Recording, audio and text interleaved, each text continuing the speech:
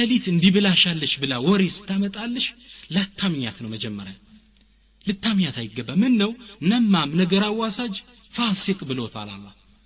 የነሱ ምስክርነት ተቀባይነት የለውም አላህ ዘንድ አላህ Subhanahu Wa Ta'ala يقول ቁርአን ላይ ምን ይላል ያ አዩሃ الذين آمنوا إن جاءكم فاسق بنبأ فتبينوا سبحان الله ያ አዩሃ الذين آمنوا እናንተ ያመናችሁ ምእመናን ሆይ ያለ إن جاءكم فاسق ይሄ አመፀኛ ፋሲቅ የሆነ ሰው ቢነበኢን ወሬ ይዞ ከመጣላችሁ ፈተበየኑ አረጋግጡ መጀመሪያ ተግባባ መጀመሪያ እኔ በጣም የገረመኝ አላህ Subhanahu Wa Ta'ala ይሄ ወሬ እከሊት እንዲያለች ልትል ይዘ የመጣችውን ሴት ወይም ወንድ መንገር ላይ ቀይ ካርድ ሰጥቶታል አላህ ምን አለው ፋሲቅ ይህ ሰው አመፀኛ ነው አለ ተግባባን አላህ መንገር ላይ መታወቂያ ሰጥቶታል ፋሲቅ ነው ይህ ሰው ይያላል ተግባባና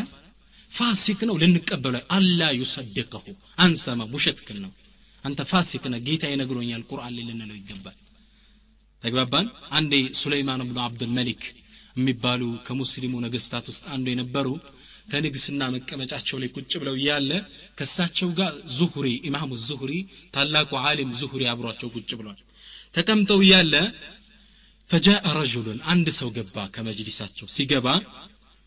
ሱለይማን ኢብኑ አብዱል መሊክ ንጉስ ምን አለው በለغني انك وقعت فيا وقلت كذا وكذا እኔ ወሬ ደርሶኛል ስላንተ ስለኔ ብዙ ተሳድባል ተናግረሃል አለው فقال الرجل ልጁ ምን አለ ما فعلت ولا قلت አረ እንደዚህ ያልተናገርኩም እንዲም አልሰራው አለ فقال سليمان ንጉስ ምን አለ ان الذي اخبرني صادق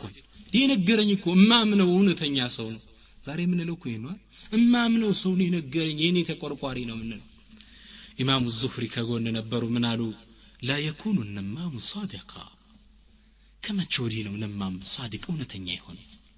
ተጋባ አላህ ቁርአን ላይ ፋሲቅ ይያሉ አንተ እውነተኛ ነው ብለ ለምስክር ታቀርባል سبحان الله سليمان بن عبد الملك يتلاقون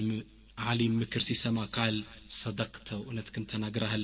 ثم قال للرجل للجو من قالوا اذهب بسلام هدونتكن ነው ይነገረኝ ፋሲቅ ነው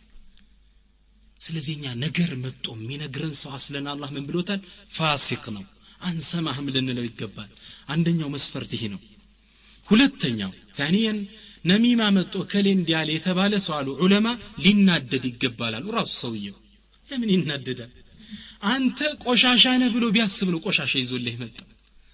እንደ አይነት ነገር እጄ ላጣላ ብነግራት ተሰማኛለሽ ብላ አስባኮ ነው ያመጣችልሽ ተግባባ እንጂ ወደ ሰለፎች ወደ ቀደምት የእስላም አባቶች ሰዎች የሚሄዱት ምን ብለው ነው አዝኒ ምከረኝ